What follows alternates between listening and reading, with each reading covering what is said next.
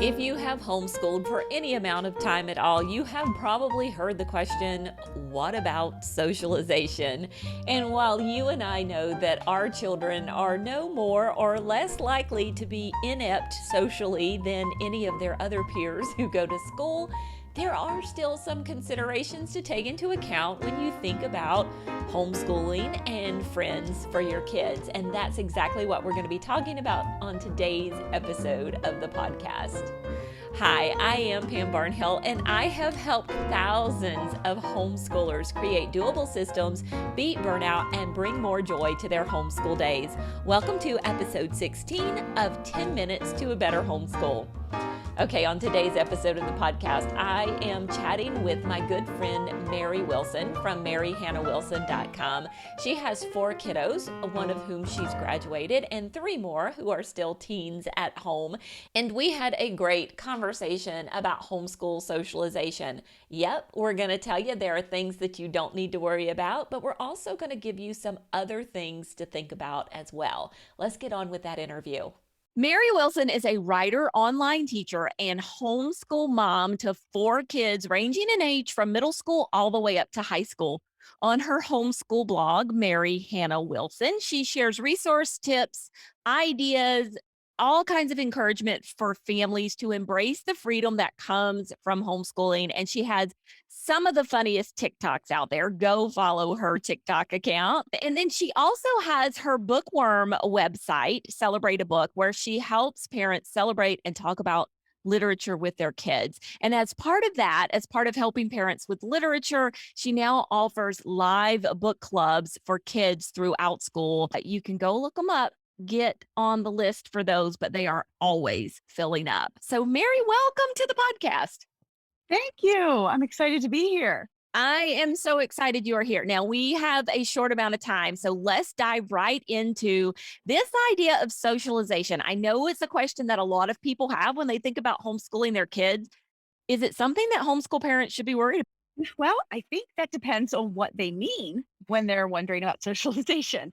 Because I think, there's this one category where people think your kids are just going to be weird and they're not going to know how to talk to someone. Should you worry about that? No, because that's just not true. But if you're thinking about how will my kids make friends, will my kids have friends? Well, that's a whole different thing. That's about friendships. And I do think you have to give that some thought. I don't think you have to worry about it, but you do need to give it some thought and be practical about that part of it. Yeah, practical, and I think maybe intentional is a word too. That's the word I was looking for. Yeah. It's because you are at home more, and a lot of times I think the pat answer for homeschoolers that they always say is, well, we go here and we go here and we do this and we do this. And that's good. That is the thing that you need to be doing, because if not, if you do stay home all the time, it is hard for your kids to make friends. Right. Exactly. So I do think it's something you have to think about, but not in the way I think sometimes people are thinking when they say that word. Yeah. I taught public school for 7 years, and there were a lot of weird kids in public school. Right. Yeah, there were kids who struggled socially. They were kind of socially awkward. They didn't fit in. Sadly, there are always kids who are being bullied and things like that. And to think that, well, if we homeschool our kids, they're automatically going to be like that. That's not the case, because if you send your kids to school, they're not either automatically going to or not going to be like that. It really just depends on the kid and the situation. So how can we do this? How can we get kids out to socialize more, make those friends? Different ages, of course, are going to require different things, but I have found success with like field trip groups that go on field trips together, groups that plan events, not just field trips, but maybe a field day or a homecoming or that kind of thing. Finding those groups you could be involved in. Once you meet people, starting to plan your own things, weekly dates where you do science together or history together, and kind of finding your own little smaller group. And then, of course, as your kids become teenagers, it transfers to what are their interests and finding those outlets for them, whether it's theater or sports or art, doing some digging. And now you're getting to drop them off and let them go meet people in their areas of interest.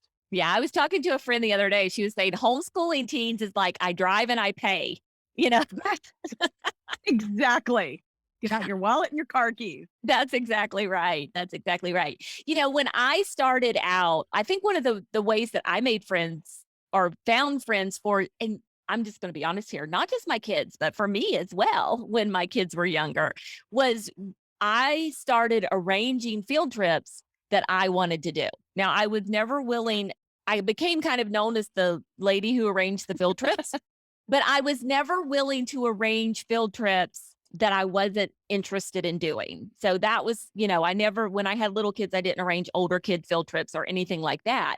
But I just arranged trips that we wanted to do anyway.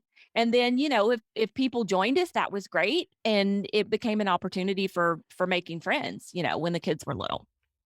Absolutely. And, of course, one of the big ones for me, for not only friends for me, but mainly my kids, was when my daughter entered seventh grade and I started organizing book clubs. And Yeah. I became the lady who organized the book clubs. There was one year I had 3 different book clubs going for my kids.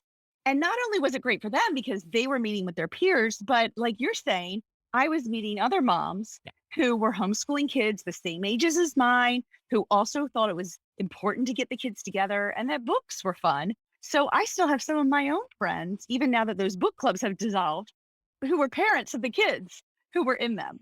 Yeah. And I love that because by doing that, you were able to find homeschool families who had similar interests, as you. And if if your kids are really into sports and you're a sports family, then you're not going to arrange book clubs or field trips necessarily. You're going to go Oh find my the God, sports that's league. right. Yeah, you're going to go find the sports leagues to be on. And I think that's perfectly good and a perfectly valid way to do this kind of living. So what about like socializing with kids your own age? Is that important? Yeah, I think that is important.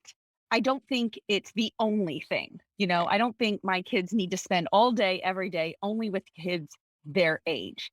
In fact, one of the things I've loved about homeschooling is that my kids are so comfortable with kids of all ages. So when they go out to play with the neighborhood, they haven't outgrown the kid who's 2 or 3 years younger than them. They are happy to include him in their Foursquare game or Yeah. whatever, where that is a difference I've noticed from some of the kids in school. They're much more apt to be like, oh, they're too young. Right. And my kids don't have that view. That said, it is important to find some kids within your age range, especially as you get older, because peers become such a important part of your life, just like for adults. What do you think are some of the like biggest misconceptions that other people have about homeschoolers and socialization, other than the fact that, they obviously think that all homeschoolers are going to be weird? I was going to say everything. That's the answer. This is one of the places actually on TikTok, since you mentioned my account, that I get the number one question I get asked or the criticism I get is about socializing. How will your kids make friends? Your kids are going to be such loners.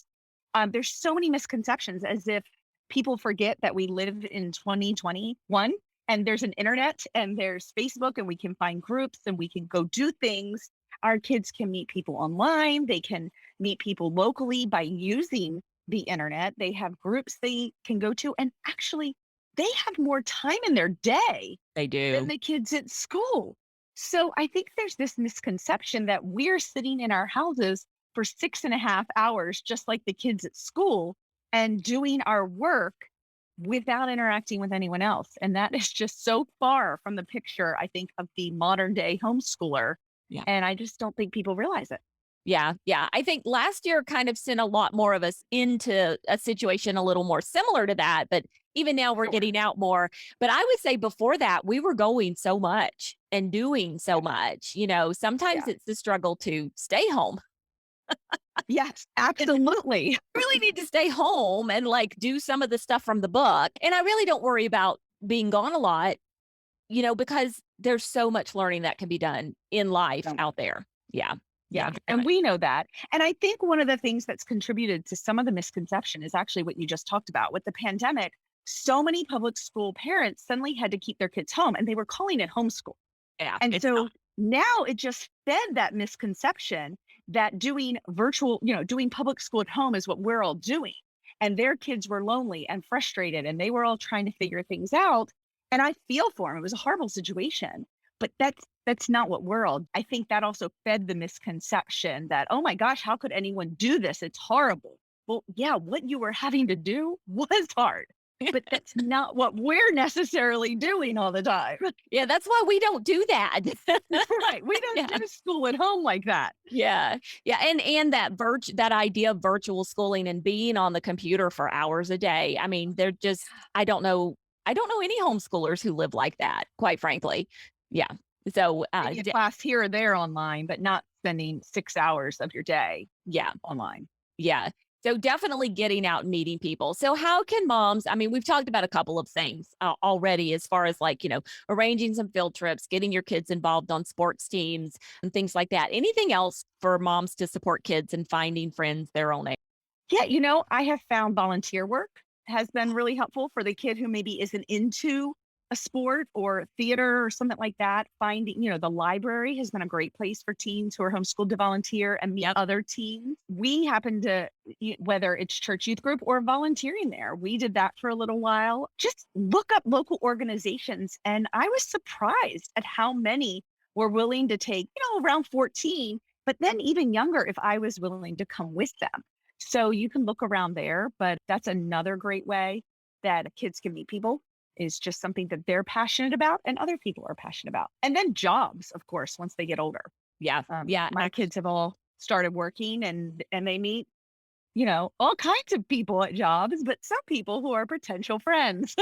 Yeah, that's exactly right. I mean, my kids work too. We all got invited to their work Christmas party. I had to ask, like, are we going to be cramping your style if the whole family comes? And the one was like, oh, it's okay, I suppose. And the other was like, yeah, sure, come. So we got to go. But they were having fun with the friends. They were talking, they were socializing, they were, with their coworkers and things like that, some of whom were pretty close in age to them. So it was a lot of fun to watch and just them getting out into the world. So it's going to be okay. I think that's the main message, right?